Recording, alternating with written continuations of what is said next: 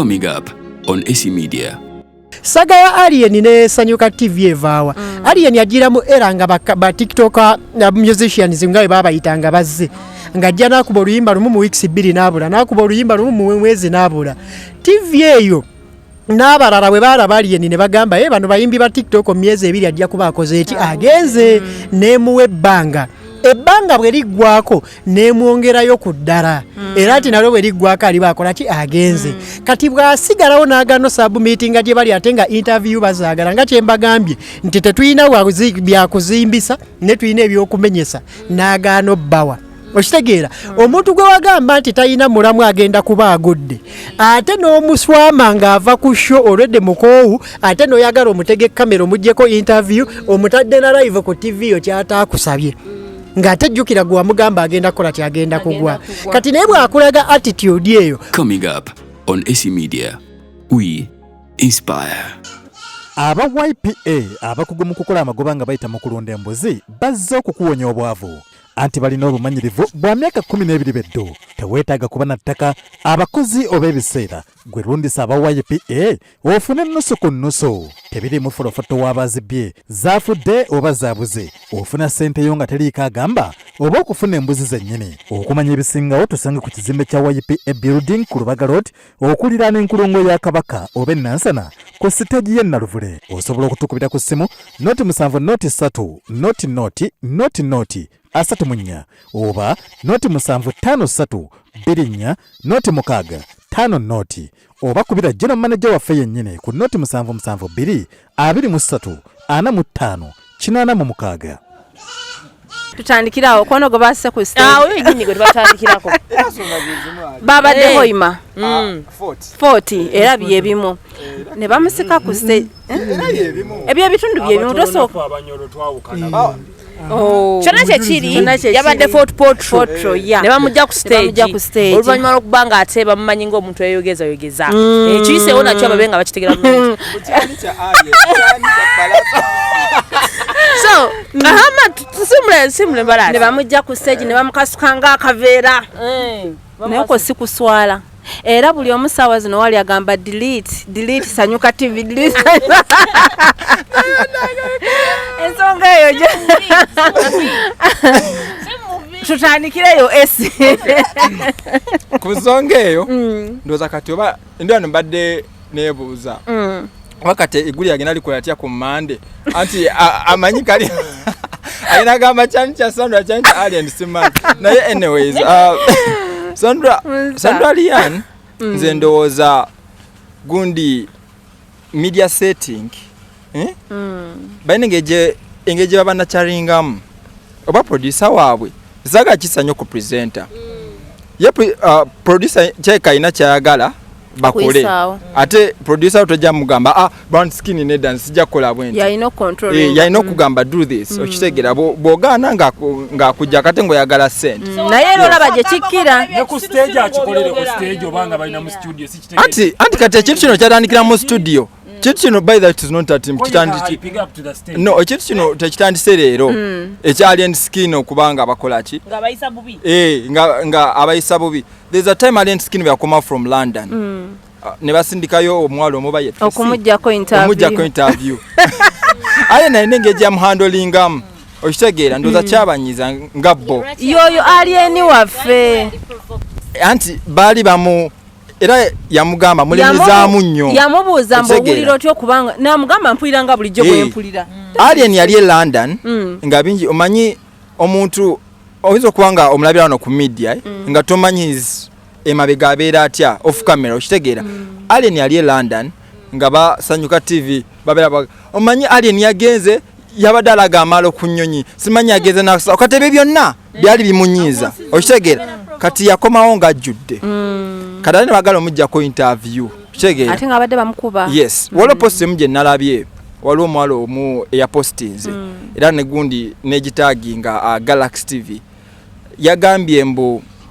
Alien yagano okuwa buli omwajja n'omuzindalo interview ne Harry interviews neno bakusanze ngova ku Kivulu ne bakusaba interview bawa Galaxy yoka okitegeera it is not because Alien yeraga mbo yayagala kwalaga mutayagala kola na TV era yes omuntu asobola okukola without a TV but then engeri omuntu engeri gyoba omuhandolinzeemu kitegeera alien okuva gundi bwe yamukuba palaso abadde kale abamu bagamba weyafunye ettutumu but was already there okitegeera kati ate ne batandika okwogera ebyamunyiiza ebyamuyisa bubi like ne bamutraumatizing ng'omuntu.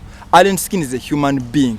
Nobanga akola ebintu nakola ebintu ebibanyiiza but is a human being. He has feelings.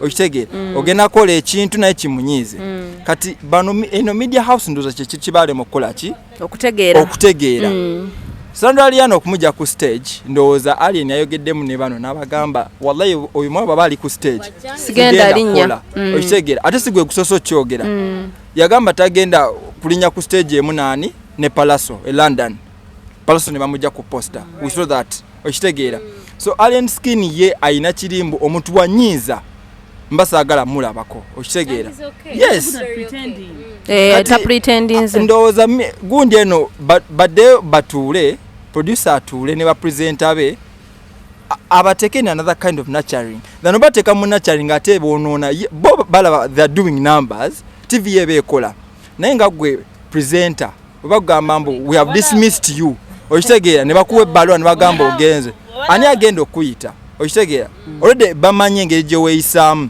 abantu. Remember these celebrities, trust me. Chatuka ku gundi ono Tina Fierce. Tina Fierce was good. Okitegeera. But then she used to bring emotions ezombutobwe na becoming arrogant. Yali avuma buli omu. Okitegeera. Natuka nava ku media ne bamugoba. Okitegeera. Gundi ekipapula kyaveri waggulu mu UCC ne bamugoba. Nava ku TV. Nakola YouTube channel. She could have been prospering very well, but because abantu bano beyali avuma, if you try to talk to them, they are not her friends. Engeri gye abayisaamu kati nono omuwala asooka atunulemu bwe mba nvudde ku TV bakya ne bangamba bw'ovudde ku TV because anyone can come and they can replace you. Okay. You are presenter, they can replace you anytime any day. Okay. Now nze okay okwongera ku kyabadde oyogera ku kya bano ba Liane Sandra Liane nze kyandaba ekizibu kyabalina ku TV yaabwe ku NBS ku Sanyuka TV yeah all that yeah aba basanyuka nze challenge embalabemu ku bbanga lyembalabira they balina nnyo ezzalawo nti they are good at putting people down.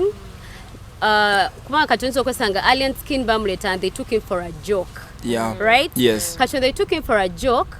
Yeah, ate natuka naba surprising.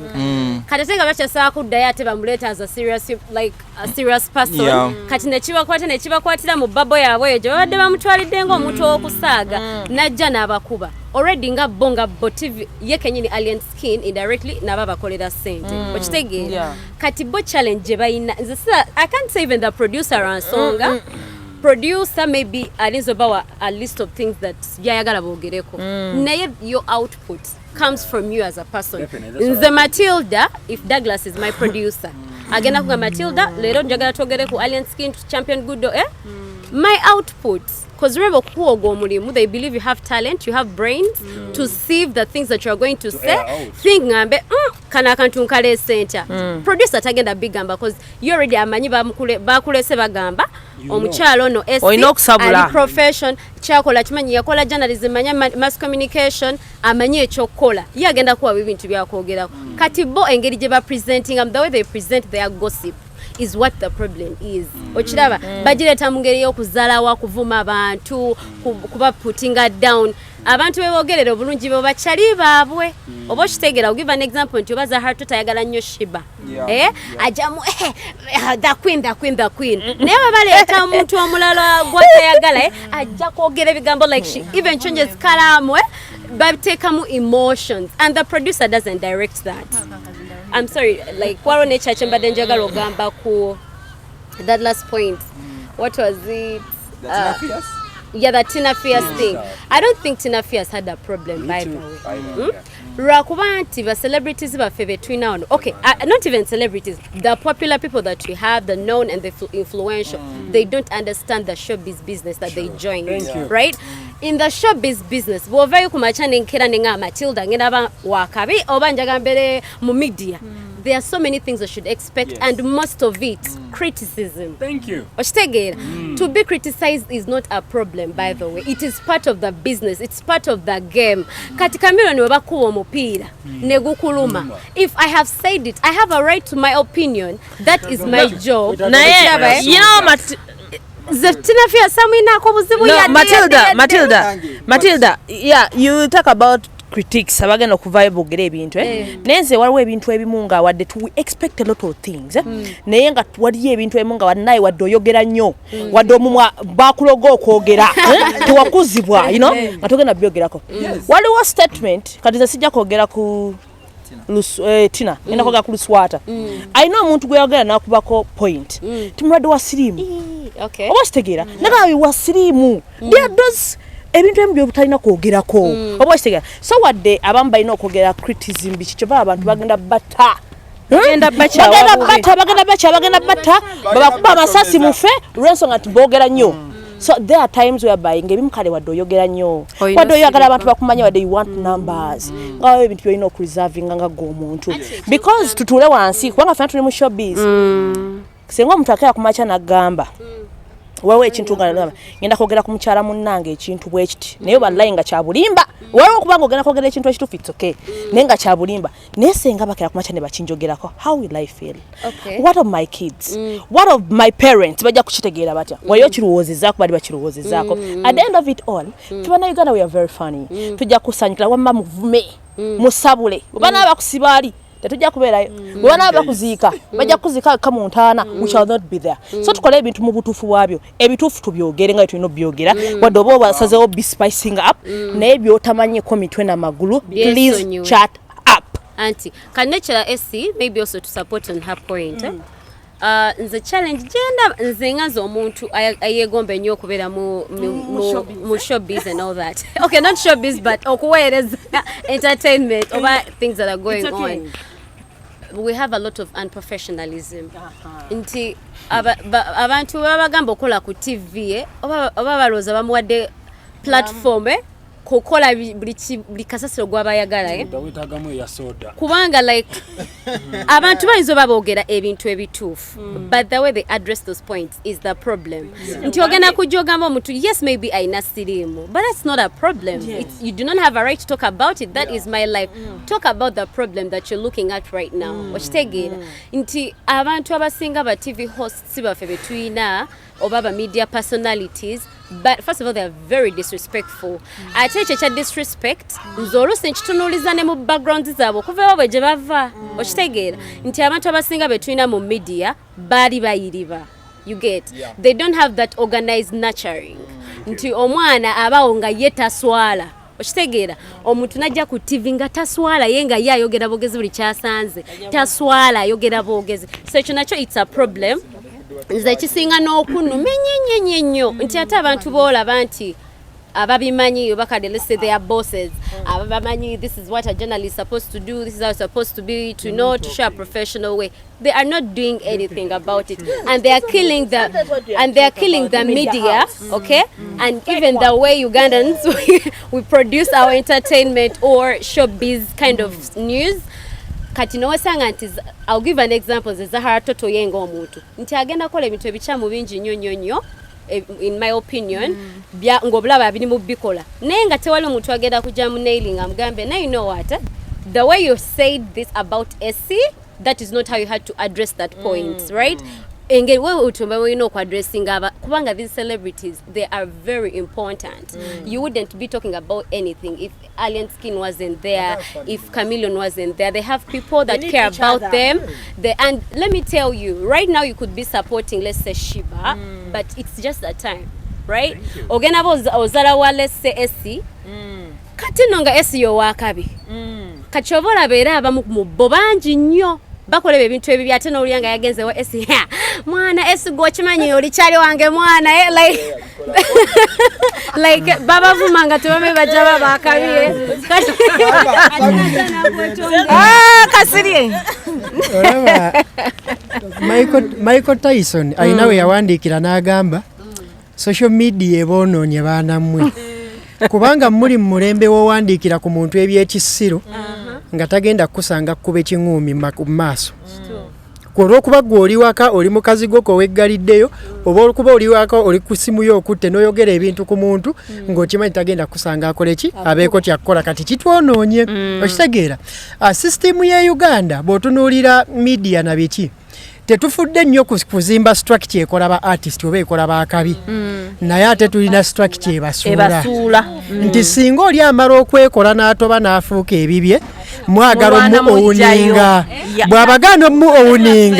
bw'abagaana okumuowuninga ate nga mwagala mukuba muzza wansi okitegeera naye nga jjukira yajja akola kiyajja akola bye omusajja agenda n'adduka ensozi ze n'akola training ye ne bw'aba afuluma tetumanya bw'amala okuwangula golodi buli munnabyabufuzi n'amunoonya amwekubisizeeko ebifaanani buli muntu n'ayagala amuyita amukole ki naye nga structure ezimba tewali ne training ground ey'abaddusi b'emisinde tewali neffe tubalinda bakola kibakomawo kati ye midiya eno nti omuntu amala okutoba n'atoba n'ayita mu buzibu bwonna bw'ayiseemu ofuuka kyafuuse bw'amala ofuuka kyafuuse muyina ka sisitimu ke mwazimba nti alina okukafukaamirira bw'agaana okukafukaamirira nga mugaa tujja mussa ki tujja mussa wansi okitegeera naye nze njagala bagamba ekintu kino tosobola kunkuba n'omala n'ombuulira ngenda kukaaba ntya tosobola kunkuba n'omala n'ombuulira ngenda kukaaba ntya bw'oba onkuba kimanye nnyinza okukaabira mu kooti n'enkusiba nnyinza okukaabira ku social media n'enkuvuma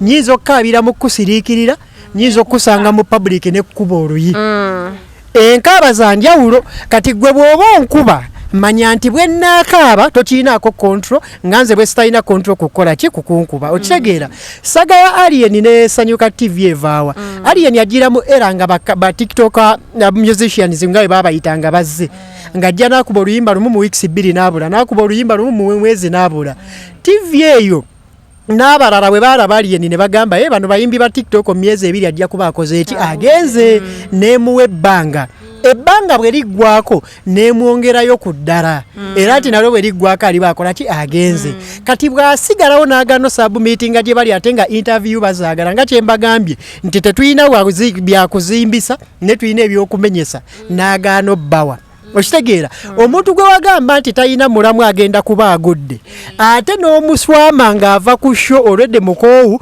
ate n'oyagala omutege kamera omuggyeko interview omutadde na live ku TV yo kyataakusabye ng'ate jjukira gwe wamugamba agenda kukola kyagenda kugwa kati naye bw'akulaga attitude eyo olina kuddayo mukoobuntu n'ogamba naye omusajja namusobya wanditaddewo sisitimu yakwetonda musobole okuddamu okukola ki okukwatagana bakuma bukumi lutalo ne lugenda mu maaso ne lukola ki ne lutambula okitegeera olutalo ne lujja nga lukula paka etukola ki paka etutuuse wano twalabako Alien ng'ali ku papazi nga sinkanye makona ng'alaga abasanyuka bazze kukola ki kwetonda naye kyali kibalese okwetonda era ne kamera baziina nga baagala interview n'abagamba kye mwetonderako sikimanyi kubaze simanyi nti mulina kye mwankola ki nga tebasobola kinnyonnyola era interview tebagifuna olwaddewo ne batandika okukola ki ne batandika mukuba sitiiru naye ng'ekintu ekikuba Alien nekireetera abaana bano okukuba abantu si bo producer waabo yennyini ye bw'atyo bw'azimba producer ono yazimbye brand zinga babbajjo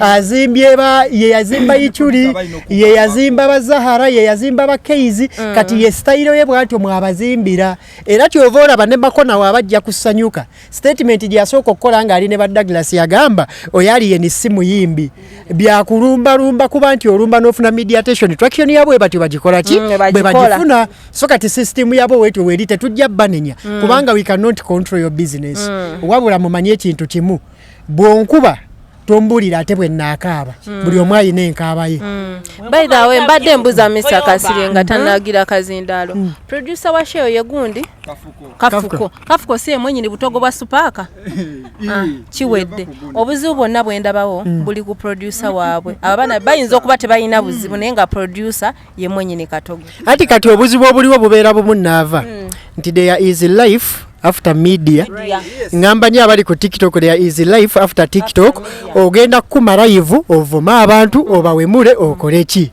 bono maro switchinga off what okomewo musesezizo manyeti ki naye abantu bano tuli mu nsi emu ogenda sanga Douglas ewantu nga naye waali yafuga nga ggwe bw'ofuga ku nnambaazi z'emitwalo gy'ekkumi ku tikitooko simanyi kyogenda munnyonnyola sitole yaleetera gundi ono Tina Fias okuva ku mpewo Fifi da Queen yali agyogerako balina gwe baleeta awo ne bamuleeta Fifi n'amukuba mu Luganda Tina n'amukuba mu Luzungu n'amala ati omukuba mu Luzungu tekimaze n'amukuba ne mu lwewaabwe lwennyini mu lweka kati bo tebamanya ati bakuba abaavu era Fifi ng'akukkuluma agamba abantu abo lwaki tebatweyonjuliranga mangu nti babaavu nga tetunnabayisaamu ggaali kale nze kweyo topic akulira media company eyo yonna King Kalisa. I respect that guy so much and he's my role model. Sobola kwegana. Bw'odendako bw'otunuulira omusajja Kabushenga ngwe yali akyali ku Vision Group. Bukedde yakola byonna bye yakola okusuula families z'abantu. Tebanenyanga ba presenters. Banenyanga ali ku top. Kale kitu kino mugenda kukiraba nga kitandise okuva ku ba presenters kigenze n'ewa Kalisa. Omusajja ekintu kye kyazimbidde okumala ebbanga obulungi ye brandings obulungi obo kitege agenda na kuchovola betandika no bishiftinga alinga yagala okubijja ku NBS abirekere sanyuka kyokka jalaba definitely tetuganye neeranga kali nga ina wabitadde jukira baba ne golds aina ye audience jaga nayo targetinga because gondi broadcasting field je tulimu ya competition obo kitegira aina numbers neza abayagala kwa bwatuna nagamba manyi kajifule yo nayo political command center like Al Jazeera nga tayina byekola but ono nnyo ku market ya fenga bwede sawa zino people who really give in people who really watch you understand kati yagena na demand y'abantu bweri naye abana ba recruiting abano they are good it's okay but then baina goals ezaabwe mu media bana kibatusomesa you can't fight bias but there is the way actually you can execute it in a very good way or in a bad way naye kati bana abana balina engeri bakijjamu in a very bad way kati kambuuze era producer yabadde ku stage ng'omwana we bamujjayo no anti labayo it's like anti tugezaako kugamba olaba dage Sanoliano genda ku stage sigwe gusoose buli stage ya papo pata abadde agigendako okitegeera Douglas amutwala you get producer bwe tuvude ku stage nga tuze no ku TV bwe nkola ensobi okitegeera ababana sigwe gusoso kuba abantu okitegeera ever since Spark under Kafko's gundi supervision babadde bakuba abantu okitegeera lwaki tabakoma that's why I'm saying that what producer I know buzibu it's not nate tuganye nawe ino kuba na amagezi gogwe bakozesa nti byogenda okola kigenda kulekawa anti producer wagamba tunokola kino nogana oba don't fit ngogenda okola ebirala ebwanga neno you know this very well listen Essie bwebakugamba bwe bati story bweba obulamu bwe butwala please don't do it we know this never to call investigative journalism your life first ne obo ogenda okukola ebintu bino gwa bikola gwagenda ogenda okwa producer akugambye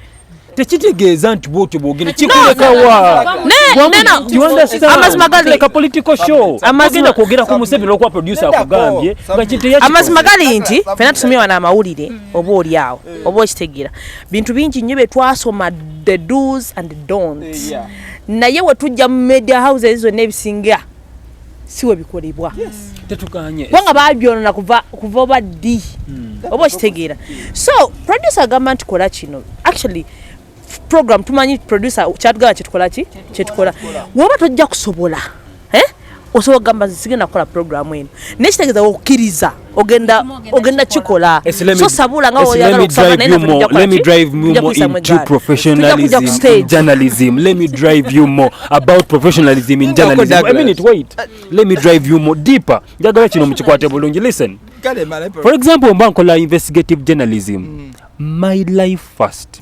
katukizeyo ne wana abakola olugambo olwo you are doing it but you are impacting negativity into people's minds and remember they are going to just use you at the end of the day and they dish you out ogenda kubaddamu nga kasire bwakyogedde abantu bano bogenda okudiiringa nabo soka naawe olowooze gwe kyagambye yasobola okuya mu kamera n'akikola kuba kati amayinja bwe gajja tegakuba producer do you understand gakuba muntu ali wali ku kamera kiba kitegeeza omuntu nawe gwe bakugambye you need to be a bit logical gwe wakikola n'okigaana Zambale bwe yali atuwa orientation one day atugamba bwati waliwo producer wamukolera barometer awo alina byamugamba ayogere n'atabyogera olumala ye program okuggwa bweppa agamba gwaki tewabyogedde nga barometer abuuza producer we mbuuza lwaki kale lwaki maliriza Zambale yazimba omuwendo mu ye bamweguya. That is it. Abaana bano linda kiva ku mbala personality yo gujja obadde kimanya Natalia Ozil bayina engeri bamuwamu ekitiibwa njenga ye ku ngeri gye brandinga ne wano mu lugambo lwa mama abantu abakola olugambo mu abanda bamuwana abakola olugambo mulakinze okwebrandinga you overshout a lot obategera nati babisomye bwe buzibu bwe buli babisomye olaba ekintu ekyo kyogeddeko kituufu okitegeera but bano abaana balina yearning they have needs okitegeera producer waba akugambye mbu kuba abantu togenda gana because you want the money okitegeera naye gundi ye Zambali bamweguya okitegeera yagala bera ku TV ayagala popularity bamwogereko ayagala sente togenda muga yes ajapijukira after 5 years nga mazenga okugwa nati namaze okulaba n'abaana bano okujja kuba oyo mwala yava ku baba before coming to Sanyuka ekintu kino brand eno NBS ebagikutwalako ogamba ntuse kwa Al Jazeera ye Uganda so tekitegeeza that woba ogenze kwa Al Jazeera ye Uganda you have to mess yourself around kola mpisa mbi obulambo tebukomyawo linako one story bankubira bujingo right naye waliwo omuvubuka ali mu production ya NBS bamugoba jukira wali next media we are downsizing ira abakozi oba mawulira ko story eyo ne downsizing abaana abo benyine abagendanga ne camera wa bujingo just okufuna stories ez'ekisiro ate nagenda nga saba omulimu mu Salt Media. What does it really call for? That nobody ku media endala banaye byoyogera byokka ne byokola they contribute you more after there obositegeera ekyo abanamawulire tebakiraba omwala avudde ku baba fine azze ku next media olugendo lw'amawulire terukomyawo okujjako ye nga yagala kuyitimukamuko katono aveewo obadde okimanyi now abaana abasinga obadde okimanyi right now abaana tebakya following books they want the money. That is it. Kati kanchiddemu kino nga munamawulire listen kiri bwe kiti kino era ekibuzo kyo mbadde nkisuubira obadde okimanyi omusajja omu nayogera naye bamuyita Drake Sekeba is my friend yangamba omanyi lwaki bannamawulire abali ebit creed akala abalina that substance balwa nnyo mu New Zealand mugamba lwaki kisomu kya kisai kasumba tavaawo atunulamu n'agamba bannaye ndeka baani mu field bwe wali obuzibu ne generation ndinda community bwe wali obuzibu n'abaana bano abajja okitegeera bwe wali obuzibu n'abaana bano abajja mwe muli after money bali bakikola towards passion bali bazimba ekintu kyabwe towards passion. The challenge I have with this mubena abantu banabaso aba media kale betwinawe sawe zobuzibu bwensingira ddala okulaba abantu abasinga be baleeta okukola kwezo shows tebabaleta because of their profession. Thank you. Babaleta because of what they are known for. Nti Matilda nafulumyako nudes. I have my numbers, right? Nafulumyako nudes bamanyi buli jenge na balaba Matilda. Kitegeera naye I don't have the professional bit of that job. You get? Yes, olaba si buli muntu antayogera nti ngoyogera osololeta kino nti buli muntu kubanga ebiseera ebisinga ffe waneno nze mu Uganda okusinza nze in my opinion omuntu webakulaba nga tumaliriza in my opinion abantu abasinga be balaba ng'ayogera nnyo oli a bit sassy you're sassy you're interesting okola ebintu ebyo biri very nice batandikirawo okugamba banagwa nno n'osookola ku TV nze mami wange tagenda gamba Sandalia naina producer yamugambye yogera ebyo yamanyi ebyo ebigambo biva mwoyo omuwala okiraba same thing with the people that they attack alien skin society maybe alawi katanso gifuna banga yakajja so nti ayina that knowledge nti omuntu ku TV host waba ayogera waliwo am controlling ene mabega yaba amanyi ono mwala ya numba okitegeera so in a way of them protecting themselves and keeping an image because those things that you're talking right now they're just for a moment. Definitely. There is life after that. Are you sure you're going to survive? Balizo obutakutta but they're not going to recognize you and you're not doing this ate kisinga n'okola ekinyizirira ddala tebakola ebintu nti nno balina kyebagala building too but they are doing it for survival, right? Which is very wrong. Balina okola guno omulimu nze mu kumaliriza bino ebintu all the people that are producing and abagezaako kunoonya content, they should make sure that they are as professional. Bwoba tewasoma journalism, weebuze ku basoma journalism, omulimu guno bagugusa batya. Okitegeera kuba n'abatusookawo nga b'ogambe ba Drake Seke babakolanga ku TV nga tebavuma abantu. They had following, and at that time tutwalanga na social media only on TV, but people would go back home and watch. So think of ways, go back and look into from the beginning, the genesis. Otandika gamba omuntu ng'akola ku TV, how do I bring my point without being disrespectful to anybody? Ogenda kola mawulire, being known doesn't come out of being very now in the way utyobola gwenga omuntu because you're making a name. Ate sanyuka egenda kugoba, do not forget. Okitegeera egenda kugoba, but I sure when you get out wosanga Matilda go wakuba omupiira lumu temugenda kwetyo agambe gwe okirabye, like we should live in a life where we can handle after. Nze mpa abantu abalina amaanyi ekitiibwa ate naddala mu bintu ebibatyoboola. Oli bw'aba yakyogedde omuleka ye yentegera n'endowooza togikaringa ono kubalala. Oli asobola aba nga yakyogedde ne kitamukwata, gwe yakizeemu ne kiba kiiso kya mbuzi ne kirekerera omubaazi ne kiterekera omusazi ne tutuli muki omubaazi. Okitegeera so kati abantu abamu mubaleke babeere gye bakola kiri babeera. Ate naddala bano abantu abatali mu layini yaffe yakuba nti bajja bavumaavuma bayombayomba. Nze naliko ku live awo inviting abantu ne bajja, omwana olwatuuka ku live n'avuma Edi Mutwe. Ne mugamba anaisirabako Edi Mutwe ng'avuma omuntu n'amaanyi agakuba agayina n'esimulako ng'akuba muga oyo mukole ekimuspearing. Okitegeera so abantu abamu tubaleke bwe baba abazimba bwe batutukole ki bajja tuleetera ebizibu. Omuleka ojja kalinga ki statement kye kikufuukira ekizibu ng'oli yarabye ggwe oba oluusi ng'oli amuti agamba oli ajja kumpe mulanfiireko naye example kangikolere Kasiri gwe nja okukola ki gwe nja osobola. Okitegeera naye nga bwe twogera ku bivulu, ebivulu nze bye nalabye buli omu yafunye fair turn up nga yabadde akola ki yabadde akigwana. Navio abantu bamuwerekeddeko 20 years of Navio kirungi nga abamanyi abatoba n'endongo nti mu Uganda nga nabagambye tetulina system eyambako bantu bano kuzimba. Tubalinda balina bye batuuse ne tuba owninga TV zaagala ziyimbire bwerere, radio zaagala ziyimbire bwerere, abatwala kola tunes zo bazaagala ku bwerere. Naye nga wali singa wajja n'obagamba mujje munteeke mutukole bali tebasobola kukola kikujja. So kaakati awantu wokka bwe tulina etulinga abafuniramu bye bivulu kubanga ne policies eziprotecting zikyali nnafu. Okitegeera n'abamu tebannabeera sensitized enough kukola kikuzimanya. So kati bwe mubanga mwawerekedde Navio mu nnamba bwetyo nga celebrating emyaka 2 kikya kyakabi. Okitegeera abadde tayimbayimba abadde tayimbayimba. Okitegeera then n'abantu abalowooza nti Navio DS eno batagiinaamu nnyo manyi takola ki mwabaswaziza numbers ne muzikola ki ne muzimuwa. Performance gye nalabyeko yabadde nnungi, sound yabadde nnungi. Okitegeera era audience ye nebanga nayo yabadde nnungi. Then ku side y'okwepiikya Gravity ye mumumanyi cricket ovoyo agiteekamu abantu be mu ngeri ye wadde abamu mujja kikontestinga waliwo gwe nalabye ng'agamba tiketi za bwereere ne mugamba naawe tutegekereyo oko tugabire tujje. Oyinza oboga Gravity tyaga tiketi. Okitegeera kyekiri kyembagamba mugenda mumanyi temumanyi kuzimba naye mumanyi okumenya mu tiketi za bwereere gwe bwe zibanga za bwereere naawe tuyite tukole ki tujje. Abantu abamu otegeka ne birthday y'omwana wo n'abafamire ne batajja ng'emmere ya bwereere oluusi oyinza n'okwagala obbatambuza ne batajja. So omuntu bw'aba asobola okitegeka eky'obwereere ne bajja nakyo kyamaanyi.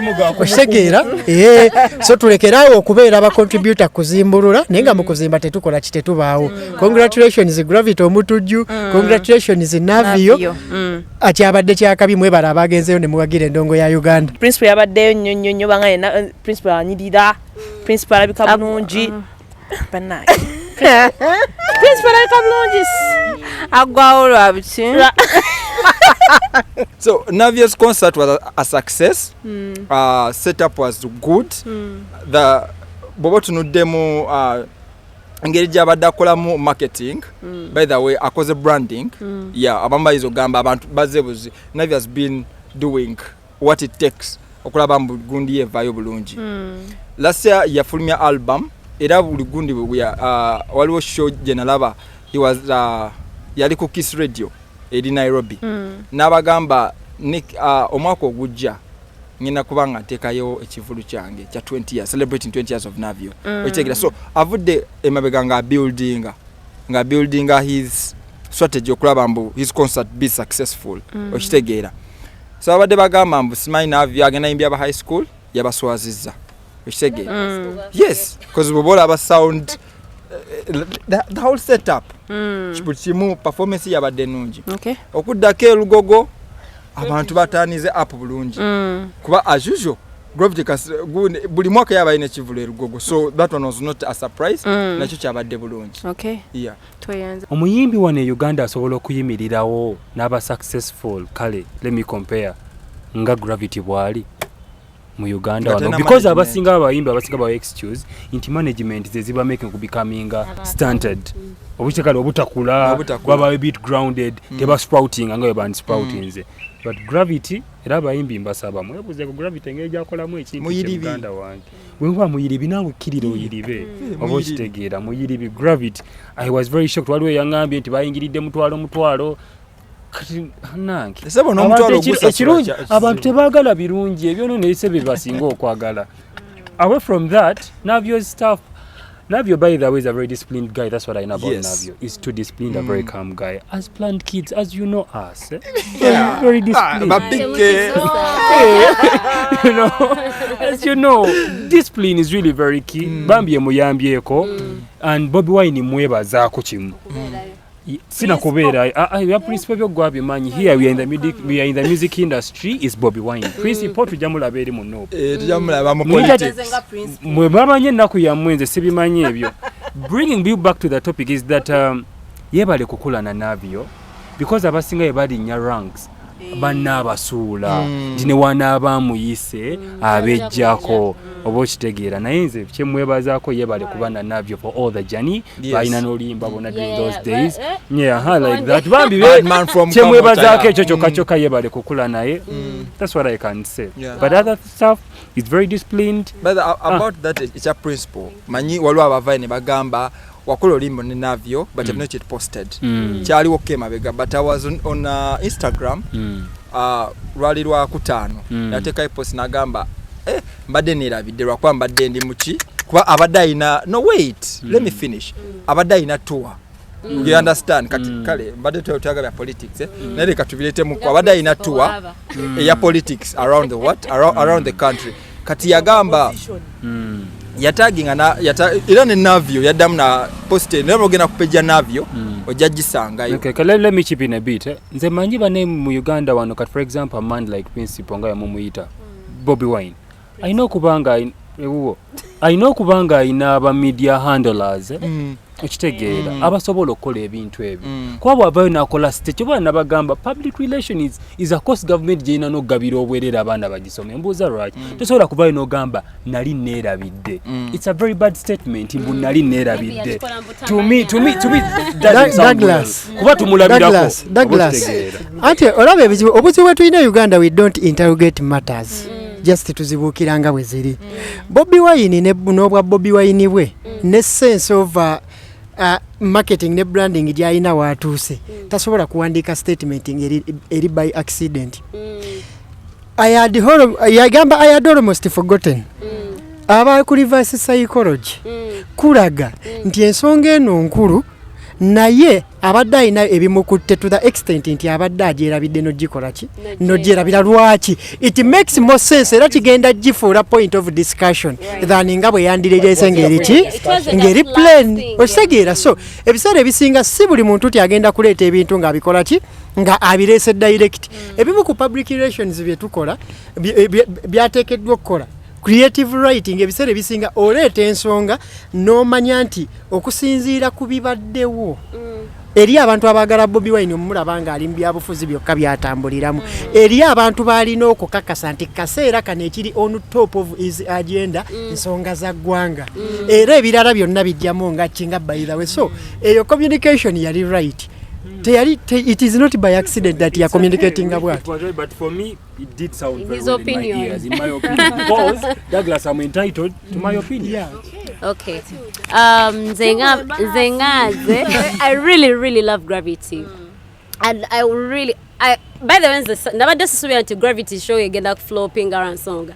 Oluyimba lwe kakati n'omuntu gw'olowooza nti oba w'amaanyi nnyo oba ali very influential kati zenadde I'm even very surprised omugane teri abantu yawadde abantu tiketi ez'obwereere because to me it is impossible. Oluyimba lwe right now it is everywhere in even spaces you don't expect. Okiraba then like he's just a good artist.